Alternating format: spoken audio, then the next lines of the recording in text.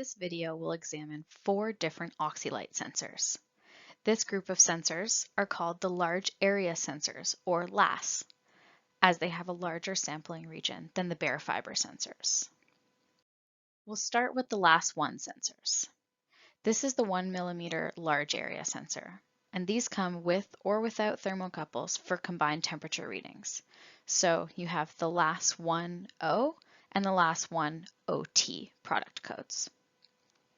These probes connect to our oxylight system, and you can see that the blue ring on the probe connector matches the color of the oxylight.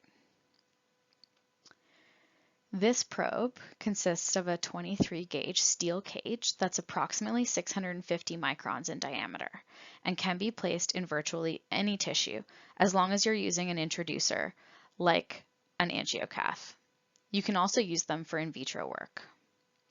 They have a sampling area of 1 millimeter squared via small sampling windows in the cage of the sensor.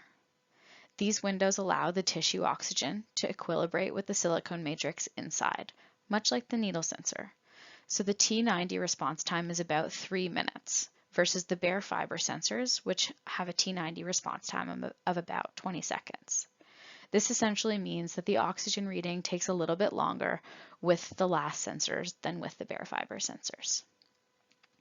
These sensors can be cleaned with 70% alcohol, and the white coiled cable you see in the photo on the right is approximately 2.5 meters long. These are the LAS8 sensors, so with and without thermocouple gives you the LAS8O and the LAS8OT sensors. These are very similar to the LAS1 sensors, except that they have a sampling area of 8 millimeters squared via the small sampling windows in the extended cage of this sensor. This sensor also has a T90 response time of about 3 minutes. So let's take a look at these two types of sensors side by side. We have the LAS sensor on top and the LAS8 sensor just below it. Both sensors are flexible, and they have to be introduced into the tissue using an introducer like a catheter or a cannula, as I mentioned before, as the tip is quite blunt and they don't push very well into the tissue. When the sensor is examined a bit more closely, you can see those sampling windows that were mentioned a little bit earlier in the video.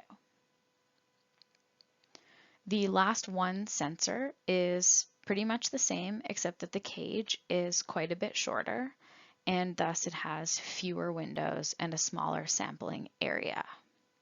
So you can see here that the exposed tip is about 3 millimeters. Thank you for watching, and if you have any questions about the information that appeared in this video, please contact our application specialists or head to our website at www.scintica.com.